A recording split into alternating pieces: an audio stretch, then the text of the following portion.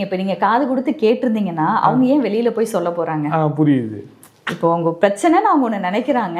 நீங்க ஒரு 5 நிமிஷம் வேலை முடிச்சு வந்ததுக்கு அப்புறம் இன்னைக்கு எப்படிமா போச்சு, இன்னைக்கு நீங்க எப்படி ஃபீல் பண்ணீங்க, ஏதாவது உங்களுக்கு கஷ்டம் இருக்கா, நீங்க ஒரு வார்த்தை கேட்டீங்கன்னா அப்ப என்ன சொல்லுவாங்க? அம்மா உன் ஒய்ஃப் இப்படி பண்ணாப்ல, உன் பையன் இப்படி பண்ண, ஏதாவது அவங்க எக்ஸ்பிரஸ் பண்ணுவாங்க. நீங்க எதுவுமே கேட்கலன்னும் போது அவங்க யார்கிட்ட தான் சொல்லுவாங்க? வெளியில சொல்லாம இருக்கணும்னா நீங்க உங்க வீட்டுல இருக்கிற பெண்கள் கிட்ட அவங்களோட குறைய நீங்களே கேட்டு தெரிஞ்சுக்கணும். வெளியே போக கூடாதுன்னு ஆண்கள் நீங்க நினைக்கிறீங்கன்னு சொன்னா நீங்க கேட்டு தெரிஞ்சுக்கங்க, கேளுங்க. இப்போ நான் அதை ரீசெண்டாக ஒரு எக்ஸாம்பிள் கூட சொல்லுவேன். ஒரு கப்பல் வந்து நல்ல ஃபினான்ஷியலி நல்ல ஸ்ட்ராங்காக இருக்கிற ஒரு கப்பல் தான் அவங்க. ஈவன் அவங்க வந்து லவ் மேரேஜ் அப்படின்னு கூட சொல்லலாம்.